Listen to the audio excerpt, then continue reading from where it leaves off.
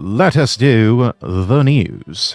And we start with this from X. Don't know if any of you have ever heard of this sort of sub-agency within the American Department of Justice called the Community Relations Service. But this was the government agency responsible for showing up whenever a minority or black person rapes or kills a white person to make sure that the victim's families immediately publicly forgive the assailant and remind everyone not to notice patterns. Well, fiscal year 2026 budget request at a glance. Fiscal year 2025, they had $24 million to play with to pay 56 positions and 2 solicitors. And for fiscal year 2026, zero.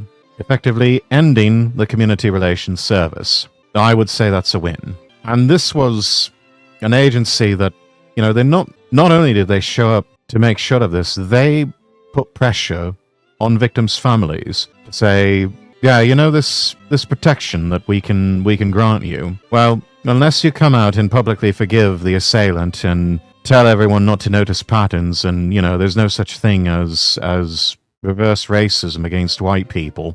Yeah, unless you do that, you're not going to get protection from us. And I wouldn't be surprised if a lot of them said, you know what, we might even actively work against you on all of this. So this is a good thing to see this go away. But yes, Community Relations Service effectively shut down starting fiscal year 2026. Responses to this tweet, the people who worked for this agency have names, they almost certainly have records of the things they did. This is a win, but should not be considered settled. Not enough just to stop these people, turnabout is fair play. I agree, I want to know who these people were that worked in this agency. And I want their names to be part of the public record. And I want people to know who they are, so that they find it very difficult and very uncomfortable to go and inflict this sort of suffering on people anywhere else, in government or anywhere in the private sector. Tell me about it. Entire history class was talking about the government shutdown, and I'm like, just get to the Rwandan genocide. Yeah, most people aren't even really noticing. A government shutdown does not affect anyone. Doesn't affect anyone. Most people are completely unaffected by this. Any of the positions that are rendered redundant or people let go, well, the job probably wasn't all that important anyway. The idea that over 100,000 government employees, civil servants, could be cut loose, given the old pink slip, I welcome that sort of thing. People like me have been saying for years we need to shrink the size of government, and that means cutting the civil service down to size. It's needed to be done with the American government, it's certainly needed to be done with the British government, and with other European governments around the world. And speaking of news over in the UK, there was an attack at a synagogue. Apparently we're entering the Jewish holiday of Yom Kippur or something like that.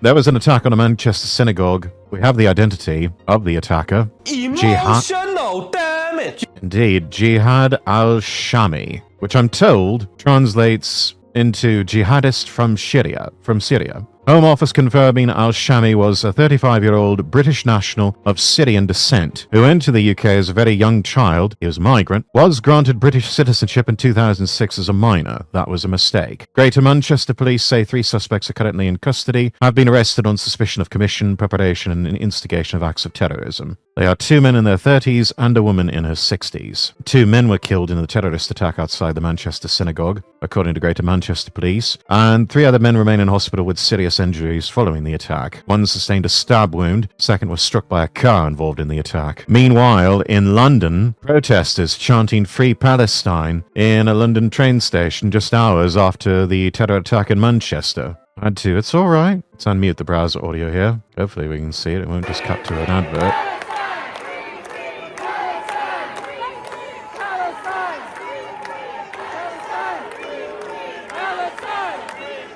Yes, of course. Police manhandling a counter-protester. As they do. I wonder which station this is.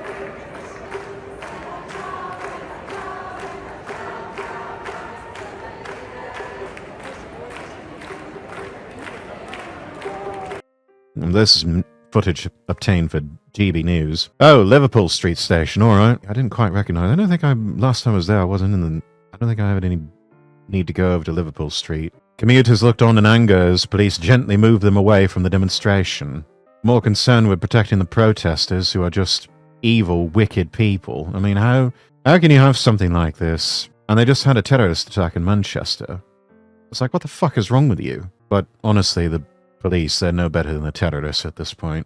Some other news on the entertainment front. Don't know if any of you are fans of the old BBC comedy Only Fools and Horses, but one of their co-stars, Patrick Murray, has passed away at the age of 68. He played Mickey Pearce. He's in 20 episodes, which, if you know anything about BBC shows, they don't have too many episodes per series. You know, sometimes I think like there's a few cities of Westminster that they only had like 5 episodes. But yes, he had been battling cancer. Lung cancer, had been given it all clear after that. A year later, he revealed the cancer had returned and spread to his legs and pelvis. Only Fools and Horses fan account reads, Patrick Murray, it's with heartfelt sadness we report the death of our friend Patrick Murray. Mickey Pearce to so many. He was a regular attendee of the conventions, will miss his humor and the joy he brought to many. Sleep well, Pat. I think I retweeted this earlier this morning. I don't know if any of you have seen Only Fools and Horses, long-running show throughout the 80s, into the 90s, and I think even into the 2000s. The most popular, best-known British comedy of all time. I mean, just beloved by so many people. You ask most people what their favorite British comedy is, most of them will probably have Only Fools and Horses either at the top of the list or near the top. So if you have not seen Only Fools and Horses, definitely check. They've got clips. The BBC has uploaded lots of clips onto YouTube. Go give them a watch. I would show them here, but I would probably get a copyright strike from the BBC. They're just absolute fascists about that sort of thing. And if you've got, let's see, if you're in America, get yourself a BritBox subscription. They've got the complete series of Only Fools and Horses, and it's a fantastic show. It really is. And Patrick Murray as Mickey Pearce, he was really good. He actually had a lot of roles in advert work as well.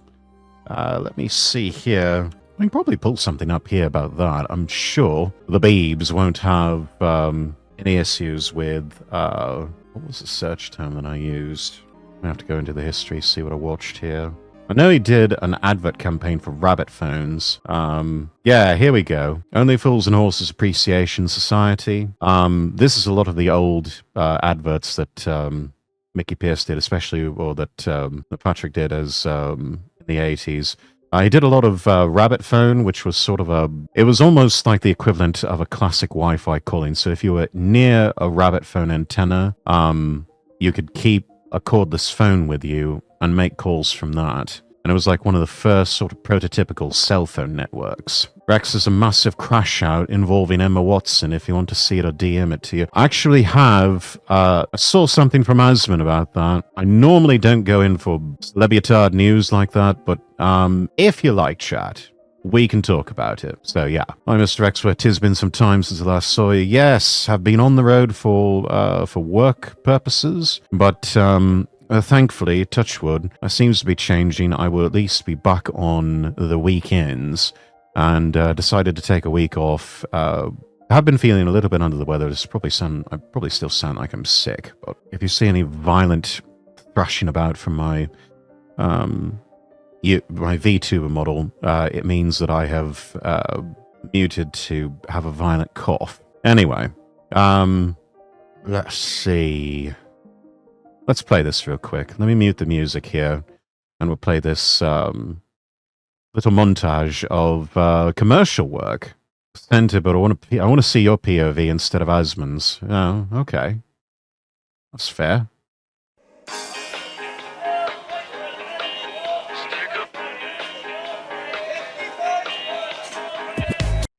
Lot 37. Assorted agricultural machinery. Hey, that could be anything. Yeah, Patrick Murray is Mickey Pearce. Yeah, we could take them out of the sticks and do them old carrot crunches up. Should we go for lot 37 then? Yeah. What are these things? What, those? They are lawnmower engines. Oh yes, this is the one with the lawnmower engines, yeah. They're not ordinary lawnmower engines. Oh, yeah. No? They're broken lawnmower. They bought a pile of busted lawnmower engines. Okay, so here's one of the adverts here. The planet Zanussi. Oh, yes, fine. Zanussi freezers, washing machines, tumble dryers, dishwashers. Ah, now take this fridge freezer. How often do you get craftsmanship like that down here, eh? Not very often. And they're all reliable, economical. I don't know how they do it. It's the appliance of science, isn't it? Oh, is that what it is? Yes. Look at those classic lines. Right, It's take the it away, appliance lads. of science.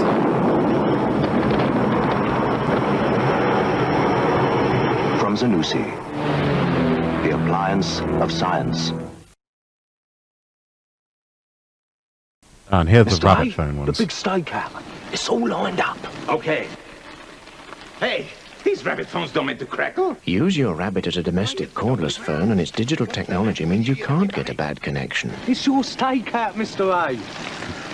Sounds good, doesn't it? Rabbit for the well-connected family. Oh, yes, and those are the McVitties, yeah. Our cabin crew are passing among you with some tea and biscuits. Hey, Chief. What? These digestives aren't McVitie's. No, not McVitie's. We apologize as the altitude and thin air may affect the taste of your digestives and their size. They'll notice, I'm telling you. They just don't taste like McVitie's. Okay, the tea that we're serving is a particularly subtle We want blend, best McVitties, not appreciated without excuses. Hold on, I think there's a packet of McVitie's at the back. McVitie's at the back. Would passengers like to return to their seats? But we'll share the McVitie's. Even McVitie's, not excuses.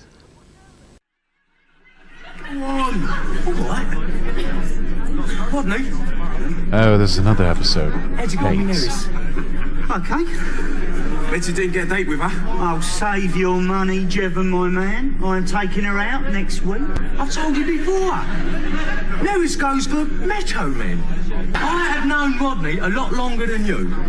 And he can be a right hard nut when he wants to be. Muscle and sweat. That is what Neris goes for. She prefers a bunch of vines to a bunch of flowers. What's that mean? Rodney Totter's just got himself a date. Who's the bird then? Neris. What? Nervous Neris? Yes! Another rabbit advert here. Rabbit is a new type of phone. Yeah. Joey, she's left me again. Go find her. Okay, Mr. Angelino. It's inexpensive to use, and inside it works like an ordinary phone. Outside, you can use it wherever you see a rabbit sign. She ain't here, Mr. A. I've looked all over. Well, look all over again now. No luck. Same Blondie. I got her, Mr. A. And she's okay.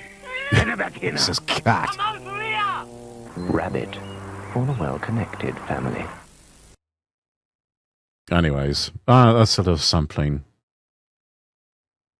Little sampling of Patrick Murray. Mickey Pearce like roles. Oh, that bloke's streaming right now. I hear he's pretty good.